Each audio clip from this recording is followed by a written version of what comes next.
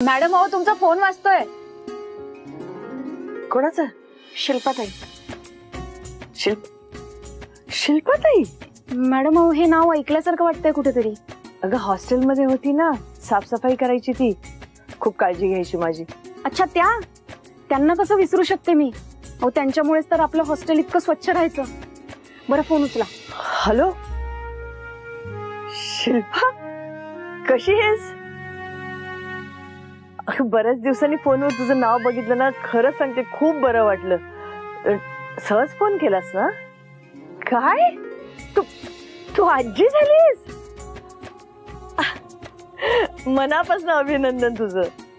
अच्छा, छोट्या मुलाचं पण लग्न ठरलं? अरे वा, थँक्यू तू मला आमंत्रण दिल्याबद्दल। पण मी खरंच नाही येऊ शकणार ग। नाही, माझी तब्येत बरी आहे, घरातलेच जरा काम आहेत म्हणून। मी तुझ्या मोठ्या मुलाच्या लग्नाला कोल्हापुरात आले होते ना, सहज शक्य झालं असतं तर मी नक्कीच आले असते, पण नाही होणार आहे। नाही म्हणजे मी तुला सांगेन, मग तू वाट बघत बसणार आणि मी नाही येऊ शकली तर मग मला नाही पटत ते सगळं। म्हणून मी सांगते, समजून घे थोडंसं की मला नाही येता येणार। बरं बाई, जमलं तर मी तुला फोन करून सांगेन की मी येतेय म्हणून, ठीक आहे? Thank you so much. हो हो हो, बाय। काय झालं, तू नकार का दिलास लग्नाला जायला? अरे तिच्या छोट्या मुलाचं लग्न आहे, ती म्हणते ये। नाशिकला कोण जाणार अरे?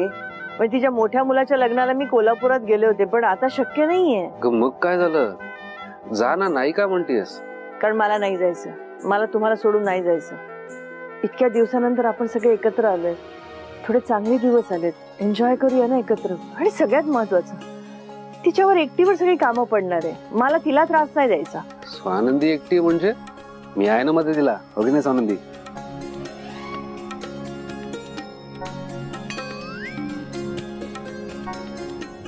आई आणि अगं किती काम असतं घरात, मी आहे मदतीला। आणि असं वाटलं की आम्हा दोघांकडून होणार नाहीये तर मग आम्ही राजारामच्या बायकोला बोलवू मदतीला, हो की नाही स्वानंदी? हो मॅडम, तुम्ही काळजी करू नका। नक्की? मला कळतंय रे, पण आता पण बिन काही नाही, तू जातीयस लग्नाला। मी म्हणतो विधी पण सुरू झाले असतील ना?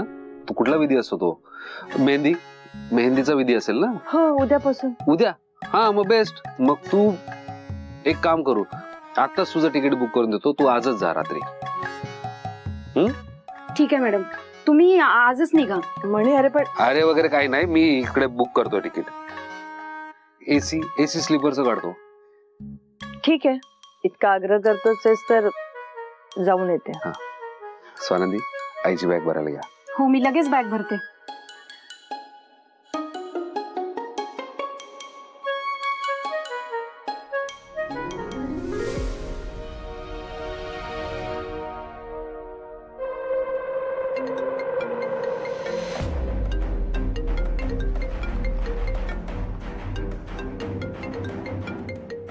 दिल्लीवरून फोन?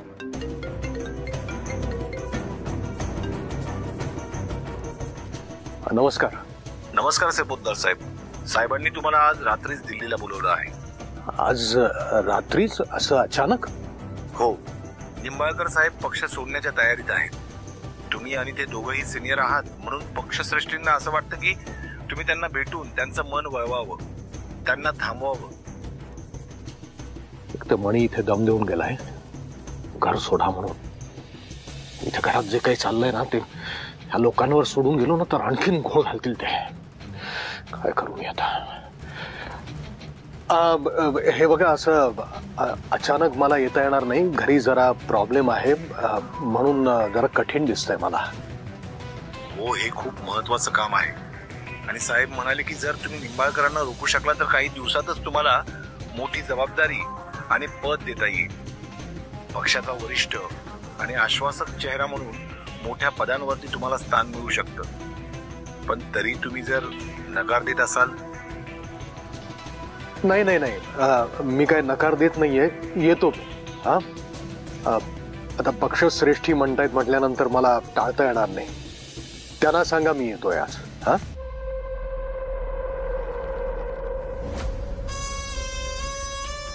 आता घरात काय चाललंय आणि इकडे दिल्लीला बोलवलंय, हातात वेळ पण कमी आहे। काय करू, कसे प्रश्न सोडवू मी?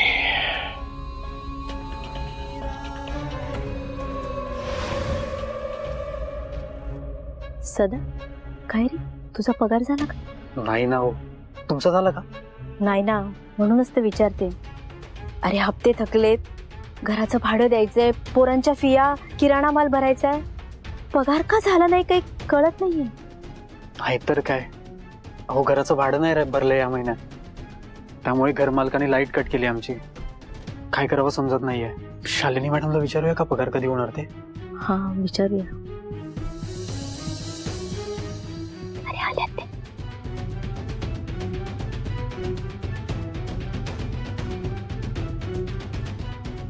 शालिनी मॅडम पण शांत झाल्यात ना, आपल्या अंगावर ओरडत पण नाही. आजही मूड छान दिसतोय त्यांचा. आताच विचारूया का? हा चल चल. मॅडम, एक विचारायचं होतं. काय विचार ना. मॅडम, ते पगाराचं विचारायचं होतं. ह्या टायमाला थोडं लेट झालंय ना. सदा,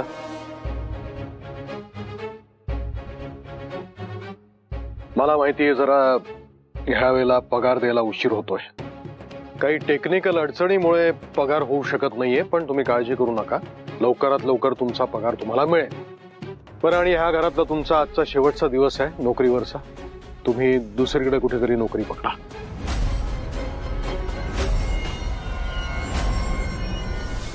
सॉरी सॉरी साहेब, असं करू नका. आम्ही पगार मागितला नाही. साहेब, आम्ही फक्त विचारत होतो, त्यासाठी आम्हाला नोकरीवरून काढू नका. माफ करा साहेब. नाही नाही सदा, तसं नाहीये. तुम्ही पगार मागताय म्हणून मी तुम्हाला नोकरीवरनं काढत नाहीये. पण काय आता ह्याच्या पुढे तुमची एवढी गरज लागणार नाहीये म्हणून सांगतोय. जे काय तुमचं सामान असेल ते लवकरात लवकर बांधा आणि तुम्ही इथनं निघा. जा, तुमचा पगार तुमच्या अकाउंटमध्ये जमा होईल. काळजी करू नका तुम्ही. जा.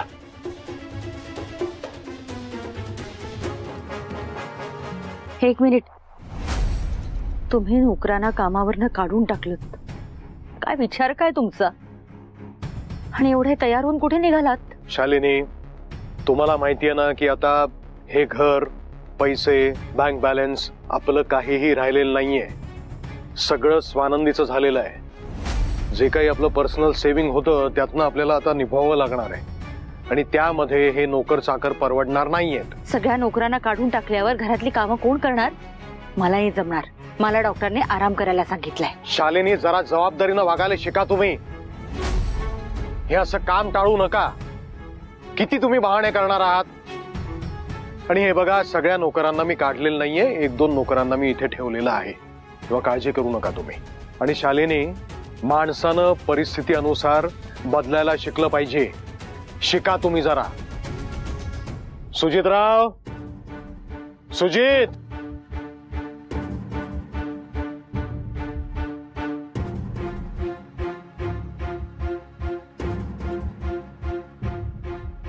सुजित, आता मी दिल्लीला चाललोय महत्वाच्या एका मीटिंगसाठी. जोपर्यंत मी दिल्लीत आहे तोपर्यंत तुम्ही इथे काही घोळ घालू नका. दिल्लीवरनं परत आल्यानंतर काय करायचं हे मी ठरवीन. तोपर्यंत प्लीज तुम्ही तुमची डोकी वापरू नका.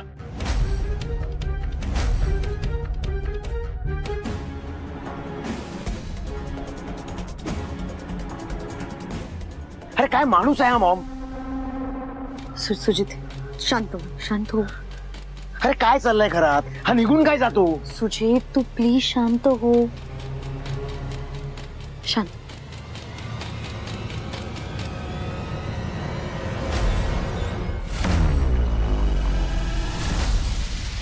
बापरे, एवढ्या साड्या का भरल्या स्वानंदी? अगं काय हे, मी इतके दिवस नाही राहणार आहे. लागतील तुम्हाला. ठेवा, हे घ्या. आता हे काय? याच्यात तुमच्यासाठी तुमच्या आवडीचे लाडू केलेत. प्रवासात खा. कशासाठी एवढी मेहनत करतेस तू? मॅडम, अहो मुलं जेव्हा आईसाठी काही करतात ना तेव्हा त्यांना दमायला होत नाही. हो की नाही मणी सर? करेक्ट बोललात. आणि हो, यात नारळाच्या वड्या आहेत. शिल्पा मावशीला आवडतात तशा, अगदी त्यांना आवडतात तशाच केलंय. त्यांना द्या आणि सांगा स्वानंदीने केलंय. ओके. बरं मॅडम, तुम्ही बसमध्ये प्रवास करणार आहात तुम्हाला जर भूक लागली तर बसमधून अजिबात खाली उतरायचं नाही. चिवडा आणि लाडू आहे तो बसमध्येच बसून खा, ठीक आहे? आणि स्वतःची काळजी घ्या आणि वेळोवेळी आम्हाला फोन करत राहा. आणखीन काही?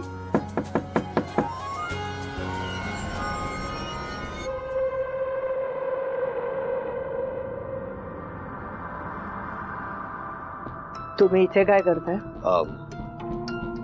माफ करा, मी तुम्हाला काही न सांगता आलो. चिडू नका माझ्यावरती. म्हणे मला अर्जंटली दिल्लीला जावं लागतंय. मी जोपर्यंत परत येत नाही तोपर्यंत प्लीज माझ्या कुटुंबाला तू या बंगल्यातून बाहेर काढू नकोस. मी तिकडनं परत आलो की मग शक्य तितक्या लवकर मी त्यांना घेऊन इथनं निघून जाईन.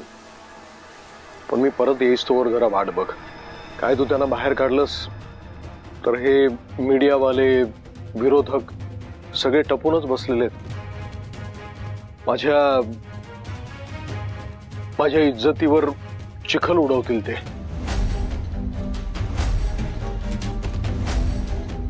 माझी पॉलिटिकल इमेज खराब होईल. म्हणून प्लीज त्यांना ह्या घरात राहून दे. म्हणे तुझ्या समोर हात जोडतो मी परत येईस तोवर त्यांना बंगल्यात राहून दे प्लीज. इतकं सगळं घडल्यानंतर तुम्हाला वाटतं मी तुमच्या या डोंगाला बळी पडेल? आल्या पावलीनी का परत आले इमोशनल ब्लॅकमेल करायला? नाही म्हणी, मी इमोशनल ब्लॅकमेल करत नाहीये. ठीक आहे, ह्याच्या आधी जो काही तुला अनुभव आला असेल त्याच्यावरनं तुझा माझ्यावर विश्वास बसणार नाही, पण मी खरंच सांगतोय. हे बघ म्हणी, मी इथे नसताना माझं कुटुंब जर रस्त्यावर आलं तर माझी इमेज खराब होईल. म्हणून सांगतोय प्लीज, हात जोडतो तुझ्या समोर. हवं असेल तर मी पाया पडतो. एक मिनिट. मणी सरांच्या पाया पडायची काहीच गरज नाहीये. तुम्ही घरी नसताना तुमच्या घरच्यांना घराबाहेर काढणे इतके आम्ही नीच नाही आहोत. तुम्ही आमच्याशी कसेही वागले असाल, पण आम्ही तुमच्याशी तसेच नाही वागणार. आमच्यावर चांगले संस्कार आहेत. काळजी नका करू. जोपर्यंत तुम्ही घरी परत येत नाही तोपर्यंत आम्ही तुमच्या घरच्यांना बाहेर काढणार नाही. शब्द समजा माझा. थँक्यू स्वानंदी. मणी, मी खरंच तुझा आभारी आहे.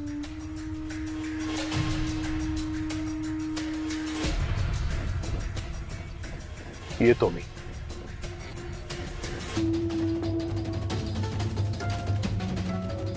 काय गरज होती स्वानंदी त्यांच्या चांगुलपणाला बळी पडायची? का शब्द दिला तुम्ही त्यांना?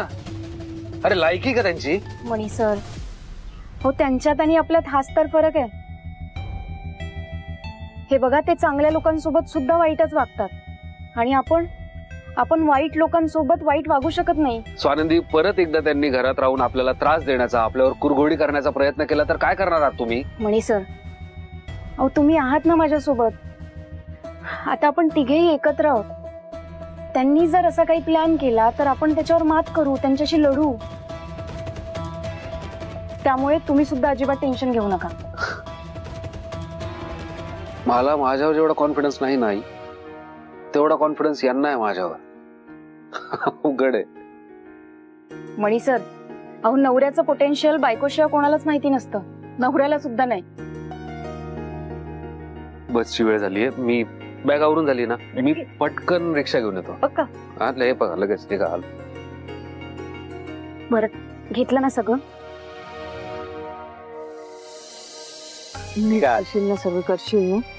नका अजिबात टेन्शन घेऊ. आणि एकटीने अजिबात घराच्या बाहेर पडायचं नाही. ह्या लोकांचा काही भरोसा नाहीये. आणि मणी, हिची आणि अर्जुनची काळजी घे. त्यांना एकट्याला सोडू नकोस हा. आणि राहशील ना नीट? मॅडम, अहो नका काळजी करू. आम्ही घेऊ आमची काळजी. तुम्ही बिंदास जा. हे काय, ही बॉर्डन बॅग वगैरे घेऊन एवढ्या रात्री कुठे चाललीये? बाहेर गावी जात असेल बहुतेक. ठीक आहे, म्हणजे हे सगळे लग्नाचे विधी आवरून यायला मला वाटतं 3-4 दिवस ते लागतीलच. सगळं नीट सांभाळ हा. स्वतःला सांभाळ, अर्जुनला सांभाळ. अर्जुनला काही होता कामा नये. आई, आता खरंच काळजी करू नकोस. आता मी आलोय ना, निश्चिंत जा आणि एन्जॉय कर तिथे. नाही तर तिकडे त्या ऐन लग्नात इकडचा विचार करत बसशील. बरं चल, आपल्याला उशीर होईल परत. चल बस. दादा चलो. तू कुठे निघालास? आई असं काय करते? मला बसमध्ये बसून द्यावं लागेल ना तुला. अरे आता सांगितलं ना या दोघांना एकट्याला सोडू नको म्हणून. घरात राहा गपचूप त्यांच्या बरोबर. अगं आई, मला माहिती आहे एसटी स्टँड कुठे, मी जाऊ शकते. तू ऐकणार नाही हं? नाही अजिबातच आहे. बरं मॅडम, औषधं वेळेवर घ्या आणि जास्त दगदग करू नका आणि पोचल्यावर कॉल करा. हा. बॅग ठेव आतमध्ये.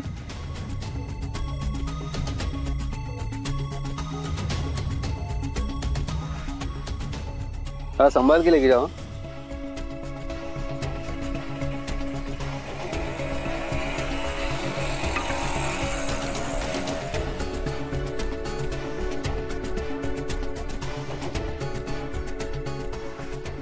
असं आहे तर मग म्हणजे पुढचे काही दिवस ती वॉर्डन घरात नसणार आहे. पनेश, दिस इज अ गुड न्यूज. जा सुजितला सांग.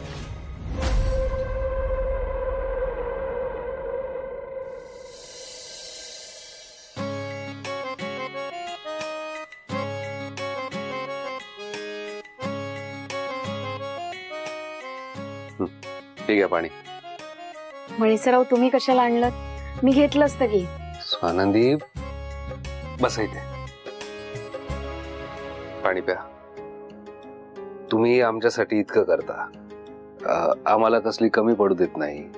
मग मी तुम्हाला एक ग्लासभर पाणी आणून दिलं तर काय मोठं त्यात? मणीसर, हो आपल्या माणसांसाठी काही केलं तर दमायला होतं का? त्रास होतो का? उलट त्यांच्या चेहऱ्यावरचा आनंद बघून छानच वाटतं, अगदी प्रसन्न वाटतं. त्रास तर तुम्हाला झालाय. इतके दिवस त्या गुंडांनी तुम्हाला बांधून ठेवलं होतं.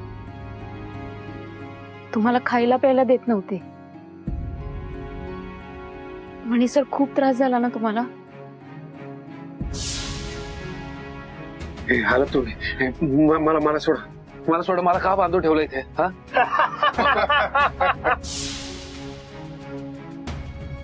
नाही स्वानंदी, काय मला परत परत ते आठवायचं नाही. आता आहेत माझ्या त्या आता आठवणी ज्या कायमस्वरूपी राहतील, पण त्याच आठवणींचं तुमच्या डोक्यात घर नाही करायचंय स्वानंदी. असं समजा आपलं नव्याने आयुष्य सुरू झालंय, त्याचा आनंद घेऊ.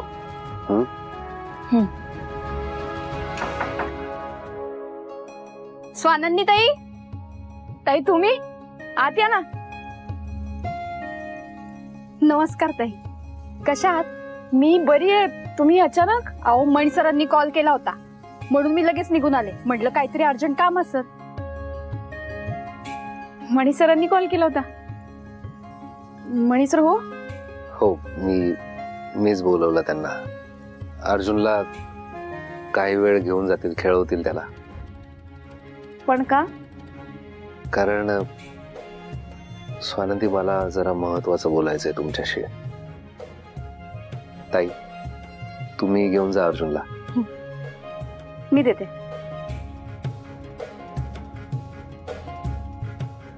अर्जुन, चला फिरून या. चला येऊ ताई. सांभाळ.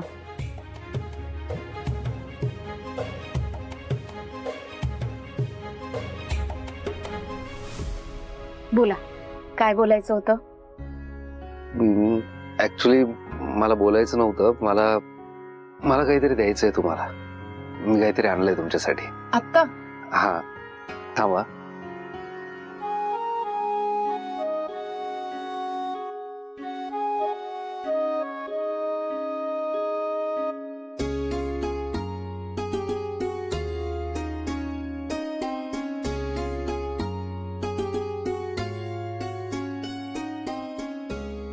मणीसर, काय लपवताय?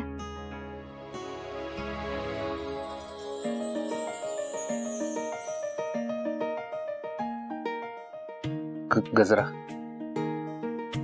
तुम्हाला आवडतो ना? गजरा? बर, मग तुम्हीच माळा.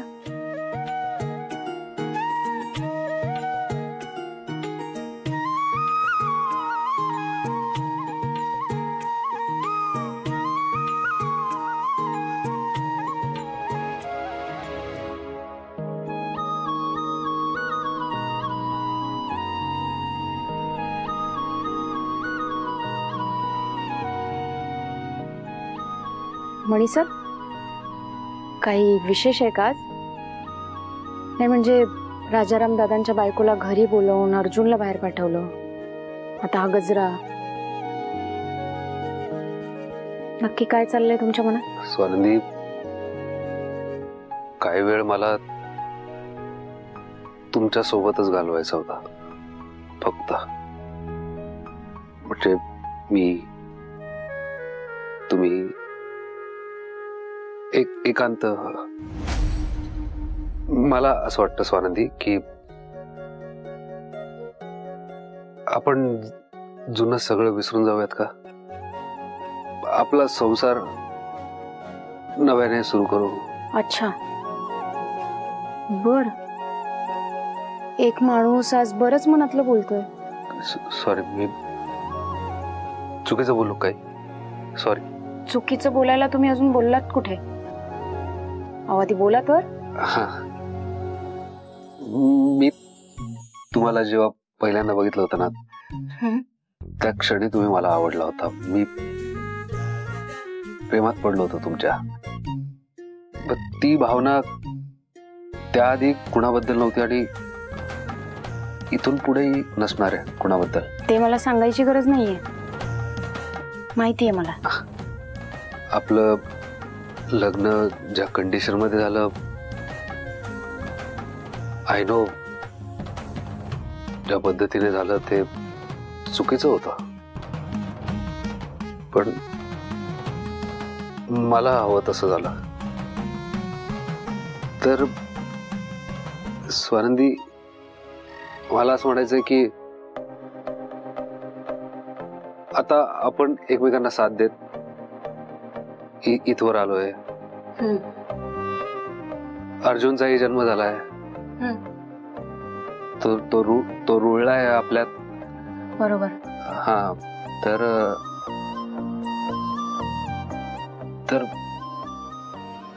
सॉरी. तर मला असं म्हणायचं होतं की आपण त्याच्या पुढे जायला काय हरकत नाही ना? पुढे जायला हरकत नाहीये म्हणजे?